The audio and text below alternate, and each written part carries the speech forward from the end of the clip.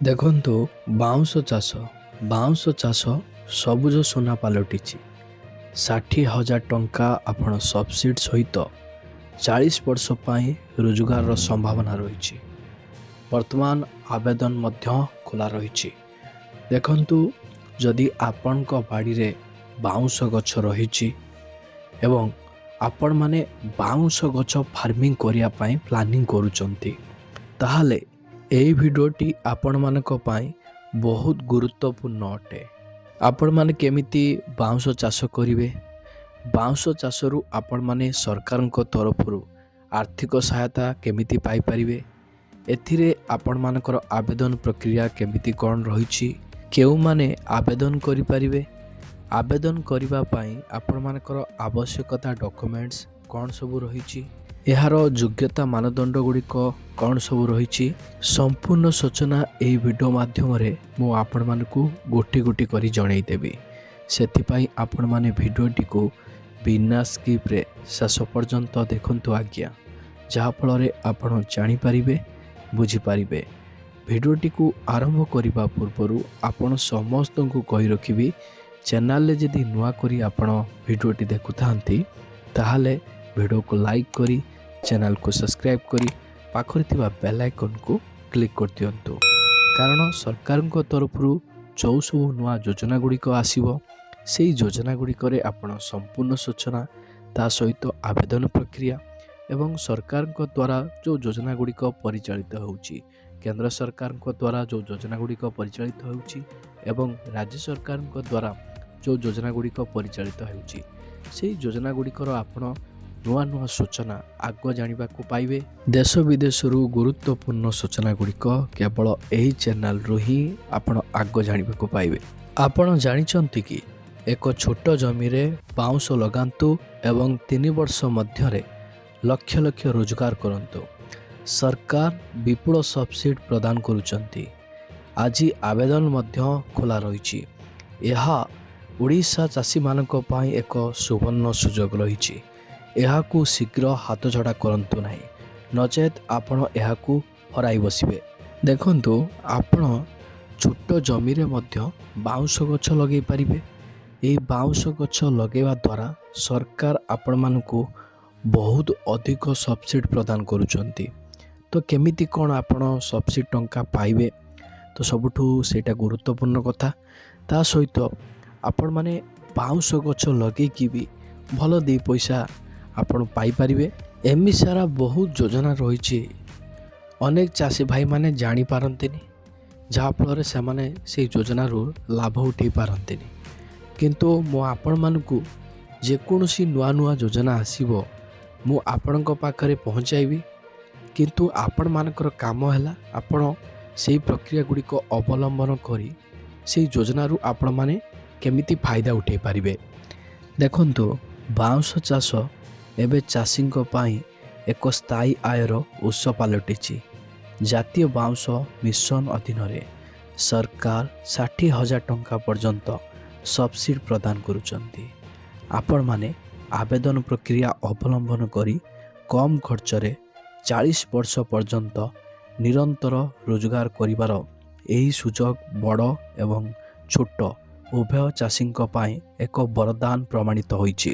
ଏହି ଭିଡ଼ିଓରେ ମୁଖ୍ୟ ବିଷୟବସ୍ତୁ ଉପରେ ଆଲୋଚନା କରିବା, ଯେମିତିକା 1 ନମ୍ବରରେ ବାଉଁଶ କାହିଁକି ସବୁଜ ସୁନା, 2 ନମ୍ବରରେ ପରିବେଶ ପାଇଁ ଏହା କେତେ ଲାଭଦାୟକ, ଆପଣମାନଙ୍କ ପାଇଁ କ'ଣ ରହିଛି ଲାଭ, 3 ନମ୍ବରରେ କିପରି ଆପଣମାନେ ଆବେଦନ କରିବେ, 4 ନମ୍ବରରେ ସରକାରୀ ସମର୍ଥନ ଏବଂ ଭବିଷ୍ୟତ ବିଷୟରେ। ବର୍ତ୍ତମାନ ଆସନ୍ତୁ ଜାଣିବା ବାଉଁଶ କାହିଁକି ସବୁଜ ସୁନା। ଦେଖନ୍ତୁ, ବାଉଁଶକୁ ସବୁଜ ସୁନା କୁହାଯାଏ କାରଣ ଏହା କମ୍ ପାଣି ଏବଂ ରକ୍ଷଣାବେକ୍ଷଣରେ ବଢ଼ିଥାଏ।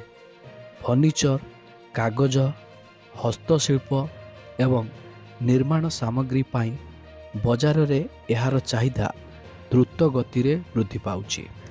ଆପଣ ଜାଣିଛନ୍ତି, ବାଉଁଶ ଗଛ ବଢ଼ିବା ପାଇଁ ବହୁତ କମ୍ ପାଣି ଆବଶ୍ୟକତା କରିଥାଏ।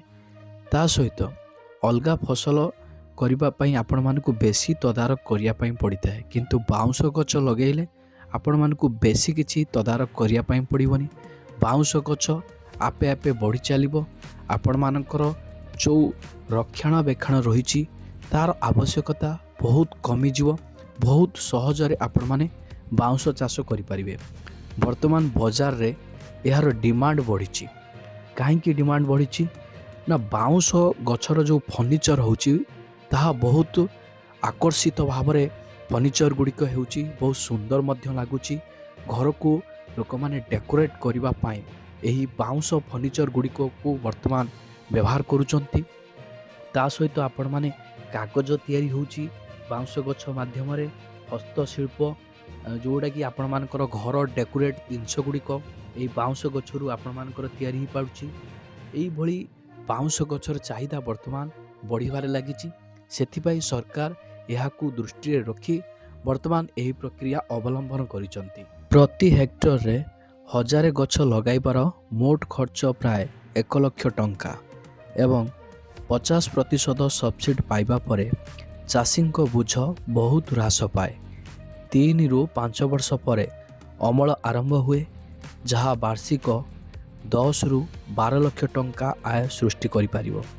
ଏକ ଫାର୍ମ ସୀମାରେ ମାତ୍ର 10ଟି ଗଛ ଲଗାଇଲେ ମଧ୍ୟ 40 ବର୍ଷ ପାଇଁ ନିୟମିତ ଆୟ ସୁନିଶ୍ଚିତ କରାଯାଇପାରିବ। ବର୍ତ୍ତମାନ ଆସନ୍ତୁ ଜାଣିବା ବାଉଁଶ ଗଛ ପରିବେଶ ପାଇଁ କେତେ ଲାଭଦାୟକ, ଆପଣମାନଙ୍କ ପାଇଁ କେଉଁ ଲାଭ ଗୁଡ଼ିକ ପ୍ରଦାନ କରିବ। ଦେଖନ୍ତୁ, ବାଉଁଶ ଚାଷ ପରିବେଶ ପାଇଁ ମଧ୍ୟ ଲାଭଦାୟକ। ଏହା ମାଟି କ୍ଷୟକୁ ରୋକେ, 33% ଅଧିକ କାର୍ବନ ଡାଇଅକ୍ସାଇଡ୍ ଶୋଷଣ କରେ ଏବଂ ପ୍ରାକୃତିକ ସାର ଉତ୍ପାଦନ କରେ। ଏମିତି ଅନେକ ରାଜ୍ୟ ରହିଛି ଯେମିତିକି ଆପଣମାନଙ୍କର ମରୁଡ଼ି ପ୍ରବଣ ଅଞ୍ଚଳରେ ଏହା ଏକ ଆଦର୍ଶ ପସନ୍ଦ। ଜାତୀୟ ବାଉଁଶ ମିଶନ ଏପର୍ଯ୍ୟନ୍ତ 60,000 ହେକ୍ଟର ଅଣ ଜଙ୍ଗଲ ଜମିରେ ବୃକ୍ଷରୋପଣକୁ ପ୍ରୋତ୍ସାହିତ କରାଯାଇଛି। ଏଥିରେ ଚିକିତ୍ସା ସୁବିଧା, ପ୍ରକ୍ରିୟାକରଣ ୟୁନିଟ୍ ଏବଂ ବଜାରର ସୁବିଧା ଅନ୍ତର୍ଭୁକ୍ତ। ଏହା ଗ୍ରାମୀଣ ମହିଳାମାନଙ୍କୁ ଲକ୍ଷପତି ଦିଦିରେ ପରିଣତ କରିବାରେ ମଧ୍ୟ ଗୁରୁତ୍ୱପୂର୍ଣ୍ଣ ଭୂମିକା ଗ୍ରହଣ କରିଛି। ଏହିପରିକି ଅନୁର୍ବର ଜମି ମଧ୍ୟ 50 ବର୍ଷ ପର୍ଯ୍ୟନ୍ତ ଫସଲ ଉତ୍ପାଦନ କରିପାରିବ, ଯାହା ଚାଷୀମାନଙ୍କୁ ଆତ୍ମନିର୍ଭରଶୀଳ କରିଥାଏ। ବର୍ତ୍ତମାନ ଆସନ୍ତୁ ଜାଣିବା କିପରି ଆବେଦନ କରିପାରିବେ। ଦେଖନ୍ତୁ, ଆବେଦନ ପ୍ରକ୍ରିୟା ଅତ୍ୟନ୍ତ ସରଳ। ଆପଣମାନେ NBNICରେ ୱେବସାଇଟ୍ରେ ଭିଜିଟ୍ କରି ଆପଣ ଫର୍ମ ପୂରଣ କରିପାରିବେ। ଆପଣମାନଙ୍କର ଆଧାର କାର୍ଡ଼ ଏବଂ ଜମି କାଗଜପତ୍ର ଅପଲୋଡ଼ ଆପଣମାନେ କରିବେ। ଜିଲ୍ଲା କୃଷି କାର୍ଯ୍ୟାଳୟ ଯାଞ୍ଚ କରିବ ଏବଂ ସବସିଡି ସିଧାସଳଖ ଆପଣଙ୍କ ବ୍ୟାଙ୍କ ଆକାଉଣ୍ଟରେ ଜମା କରାଯିବ। ଉତ୍ତର ପୂର୍ବ ରାଜ୍ୟଗୁଡ଼ିକରେ ସଫଳ ଏହି ମଡେଲକୁ ଦ୍ରୁତ ଗତିରେ ଗ୍ରହଣ କରାଯାଇଛି। ବିଶେଷଜ୍ଞମାନେ ଗୁଣାତ୍ମକ ବିହନ ବାଛିବା ଏବଂ ସ୍ଥାନୀୟ କୃଷି କାର୍ଯ୍ୟାଳୟରୁ ତାଲିମ ନେବାକୁ ପରାମର୍ଶ ଦେଇଛନ୍ତି।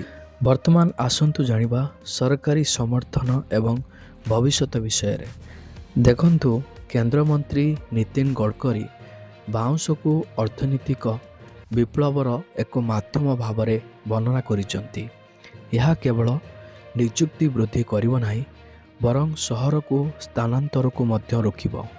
ଜଳବାୟୁ ପରିବର୍ତ୍ତନର ଯୁଗରେ ବାଉଁଶ ସ୍ଥାୟୀ କୃଷି ପାଇଁ ଏକ ଉତ୍କୃଷ୍ଟ ବିକଳ୍ପ।